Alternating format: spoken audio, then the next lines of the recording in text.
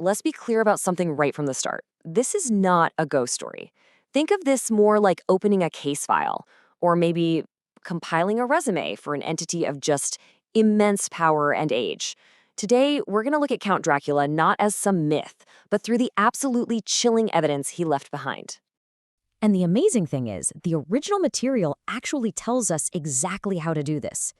It's not written like a novel. It's presented as a factual record. A collection of journals, letters, newspaper clippings. So that's how we're going to proceed, just like the original compilers did. We're going to act as the archivists of all this dread. So, to understand any subject, you have to start with their home turf, right? And Dracula's domain, well, it's here, Transylvania. It's described in the text as the center of an imaginative whirlpool, a place where every known superstition in the world is gathered. I mean, just picture it. Jagged peaks, almost constant twilight. It's the perfect cradle for an ancient, terrifying power. Which brings us right to the first section of his, let's call it, resume. Act 1, Carpathian Echoes. This is where we're going to lay out the foundation of his power, get into his lineage, and look at the very first documented contact with the outside world. Now, get a load of this quote, something he actually said to his first visitor, Jonathan Harker. It just reveals the incredible scale of his pride. He doesn't see himself as just some nobleman. No. He sees himself as the living inheritor of a brutal, conquering history. He's a direct extension of Attila the Hun and all that warlike fury that once just swept across the earth. And here's the thing. This power, it wasn't some big secret. Long before any formal investigation, the local folklore, which Harker, to his credit, documented like crazy, already had words for this exact kind of dread.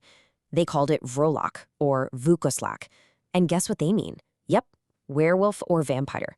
This terror had a name way before the rest of the world ever learned his.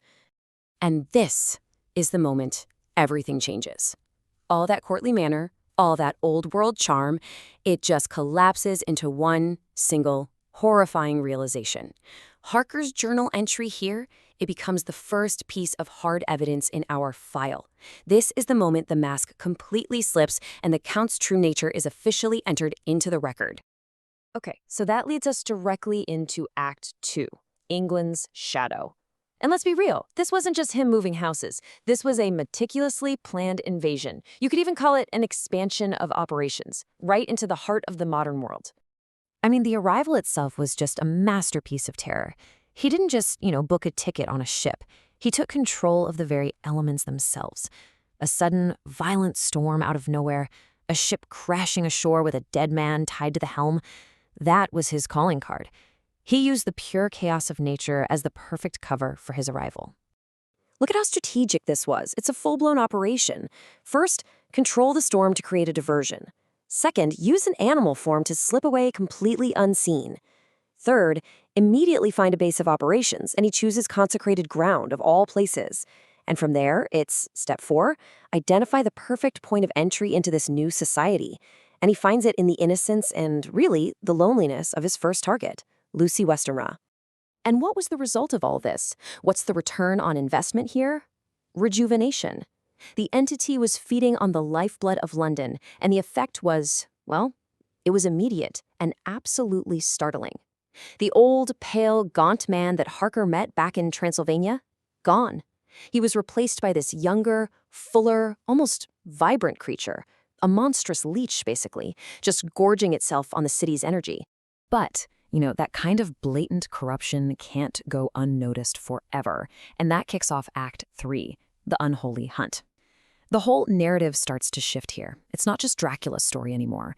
Now it's the story of the response. It's about the formation of a team dedicated to one thing, exposing and resisting him. And this is the exact moment the resistance really begins.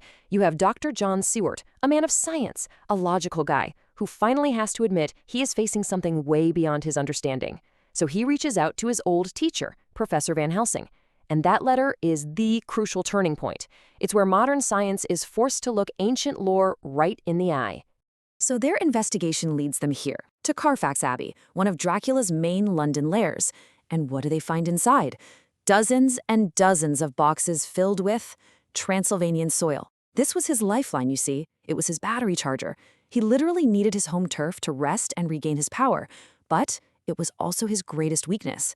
For the first time, the hunters had a tangible target. And it's Van Helsing who finally puts a name to what they're truly up against. He's the one who explains the stakes. He makes it crystal clear. Folks, we are not just trying to kill a man. This is about stopping a curse of immortality. It's a plague that multiplies with every single victim, an evil that just keeps spreading like ripples in a pond. They are fighting to stop an eternal contamination of the world. So what's in their arsenal? Well, it's this fascinating mix of ancient symbols of faith. You've got the crucifix, garlic, the sacred wafer. But all that was combined with their single most powerful weapon, information, that collection of diaries and journals, the very evidence file we're going through. That's what allowed them to understand and track their enemy. Sure, the stake was a crude, brutal instrument, but it was knowledge that guided their hands.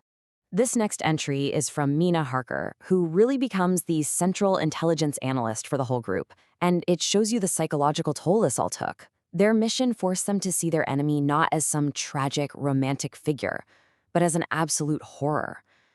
Any shred of pity they might have had was just burned away by the grim reality of his actions. All that was left was a cold, hard, necessary resolve. So with his London lairs discovered and his plans completely disrupted, the Count is forced to run. And that brings us to our final act, a lingering darkness. This is the great chase, the final confrontation, and the big question of what's left behind when an evil like this is finally confronted. And man, it becomes this urgent, frantic chase across the entire continent. The hunters go back and sterilize all of his London nests, forcing him to flee back to the sea. They chase him all the way to the Black Sea, but somehow he's always one step ahead. The only way they can catch him? By using the psychic link that he himself forged with Mina. They turn his own power right back against him, tracking his desperate retreat all the way back to his castle. So while the men are racing to intercept the Count's physical body, Van Helsing is off performing a totally different kind of cleansing. He goes right back to the source, to Castle Dracula itself. He neutralizes the other vampires that are there, and he sanctifies the ground, making absolutely sure that even if Dracula somehow made it back, he would have no sanctuary, no safe harbor left. He is well and truly cornered. And this is the final look we get of him, captured through Mina's eyes. He's trapped in his coffin, totally helpless as the sun begins to set. The mask is just completely gone. There was no courtly gentleman here. There's only a cornered predator, his red eyes glaring with this horrible, pure, vindictive hatred that she knew so well. The end comes fast, and it's violent. Just as the very last rays of sunlight fade from the sky, the hunter's blades find their mark, and his physical form, which had been sustained for centuries by these unholy means, just can't hold itself together anymore. It instantly crumbles into dust. The hunt is over. But after the dust settles, what's the final entry in the file? What is the legacy of a being like this? And this might just be the most unexpected detail in the entire dossier. In that very last moment of his violent destruction, Mina sees a look of peace on his face, which, you have to admit, raises a really fascinating question. Was his end a simple victory for the good guys? Or was it also a release? A release from a curse that maybe he himself had been enduring for centuries. So with that, we close the file. The documents are all compiled. The subject has been terminated. But the final report has to end with this question. Because an unholy resume like this one, it serves as a permanent reminder that some shadows, once they've stretched for centuries, can never truly fade away.